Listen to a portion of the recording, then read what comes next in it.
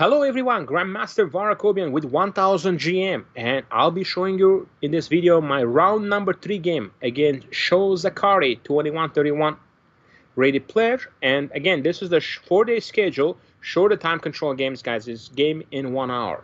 Okay, I did not have time to play the 9-day schedule or the 6-day, so I played the shortest possible schedule, 4-day. So the first 2 days was tough because I had to play basically 7 games in the first 2 days. So d4. My opponent played d6. When they play like this, they basically hinting you that, you know what, I can even play the French defense if you switch. If you change of mind and you play here, I can play the French, and I can transpose into this. Okay, so of course I'm not going to allow that. I'm not an e4 player, so I continue with c4, and now he plays knight f6.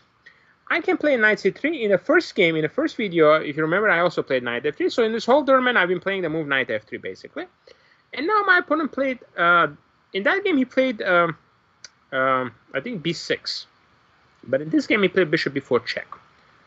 So here, if you play knight c3, then black can play b6 and then transpose into a pretty solid line of the Nimzo Indian defense. So I don't want that. If I play bishop d2, then a lot of times this bishop is a little bit misplaced here. They can play queen e7. They can even take on d2. These are very solid lines for black.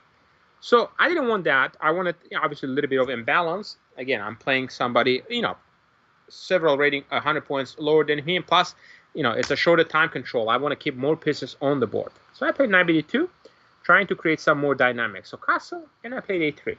So here, black has 2 options here. You cannot go here, by the way. That would be just terrible move. Before here, and you have to say bye-bye to your bishop, getting trapped. Your bishop is trapped.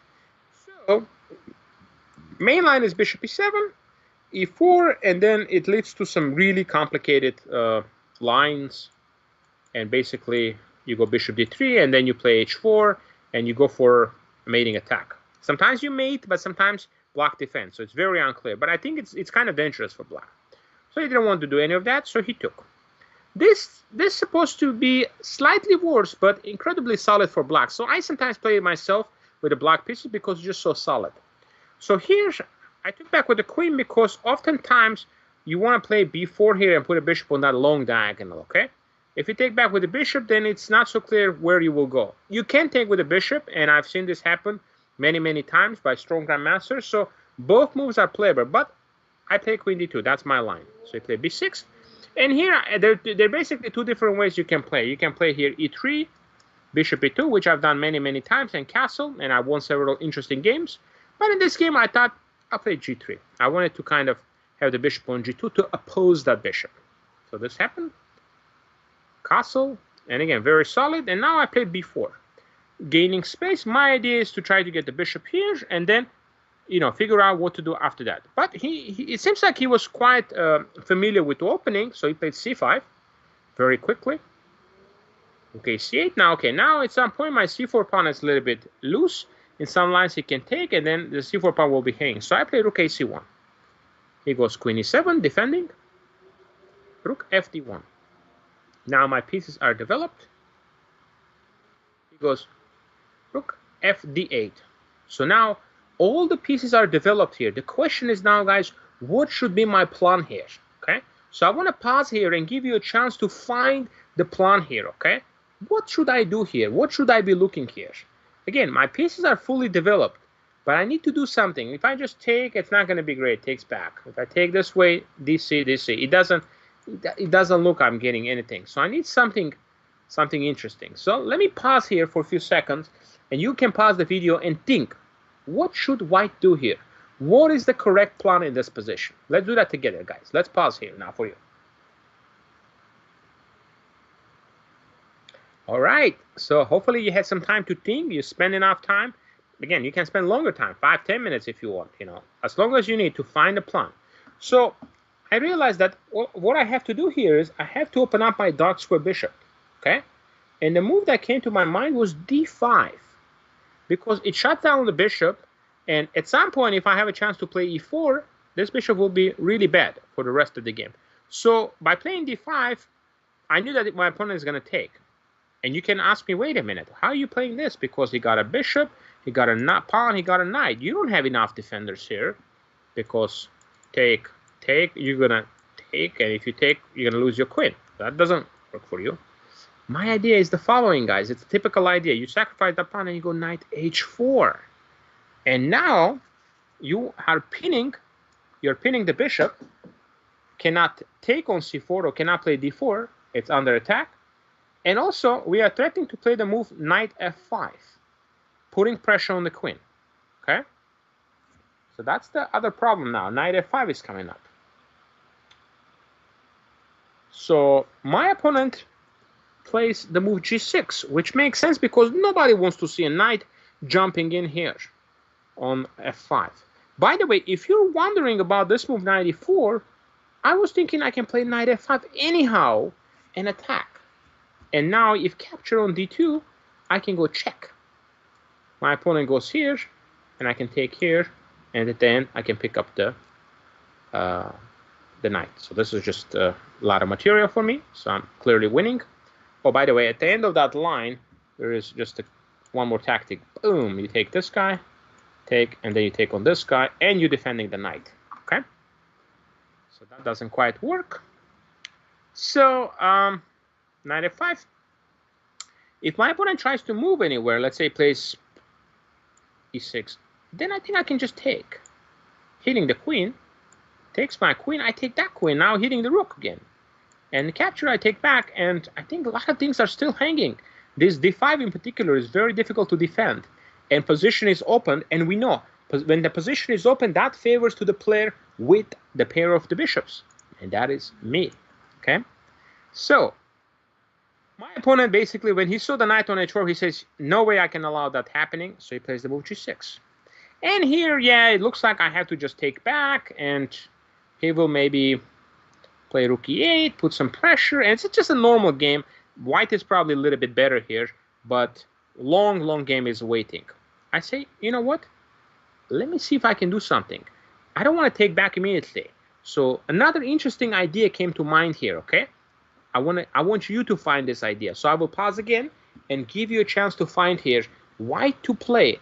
How should I try to continue my attack here, guys? Let's pause here and see if you can find it. Take your time.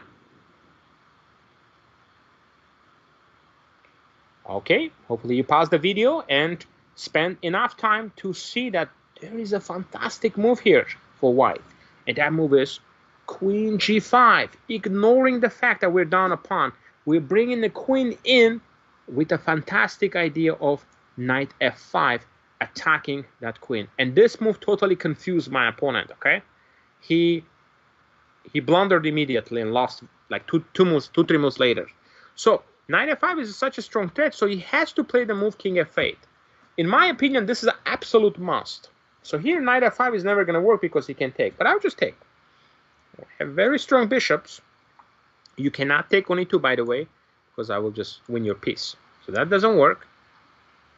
And if takes, you just take back. Take back. You're leaving the rook here just to make sure the d5 is guarded. And if takes on e2, we chase the queen. And now we're entering. And now the bishop is under attack. d6 is under attack. d8. So a lot of things are hanging, and this is not looking great for black. So once again, king f8 would have been the best move, but it's still a very dangerous position and much easier to play for me. Like, for example, if he plays here, I say, let's go. It looks like he can take, but no. He's going to get checkmated, okay? If he takes, we're going to go queen h6 check and get mated on g7. So,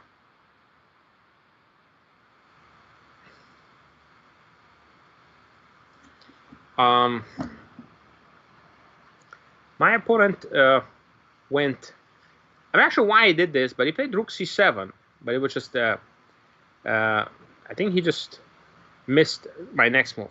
Knight f5 attacking the queen, and here he can take because of the pin. If he plays queen e6, which it looks like the best move, it's sort of still holding things together.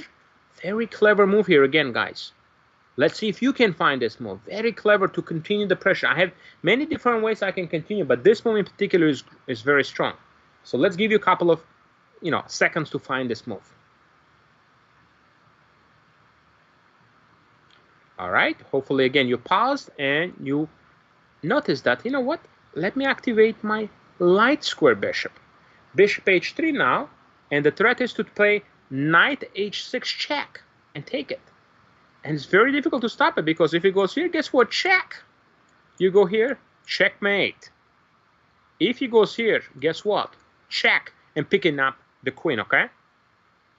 So I mean, this is the best line, d4 to shut down a bishop, check, take, and yeah, this is just one piece for the queen. I mean, if there was another rook, then yeah, black would be fine maybe, but this is just only one piece, so it's not going to work. So my opponent just completely blundered. He went here, and I was really surprised. I was like, wait a minute, you're dropping this. He told me he missed this. After take, he thought take, and he can take my knight. He totally forgot that he had lifted the rook, so he's dropping this one, and on top of that, he's dropping the other rook as well too. So it was just a bad blunder, but the position is already very difficult, okay? So he couldn't do anything. I think the position is really, really tough to play, but rook c7 just made my task easier, so I was quite happy to win this game. After bishop takes f6, my opponent just spent a minute or two and simply resigned. So this was another good win for me. Now, guys, we're perfect. 3-3 start at the US Open. Things are looking good, and I'm looking forward to showing you the next 6 games. Competition is going to get tougher. My round 4, I'm playing a pretty famous Grandmaster. So make sure you watch that video and subscribe to our channel. So you will see in the round 4, I'm facing a famous American Grandmaster. So a little bit of mystery for you. You will see it very shortly, okay? Hope you guys enjoyed this video, and looking forward to seeing you very soon again on our 1000 GM channel.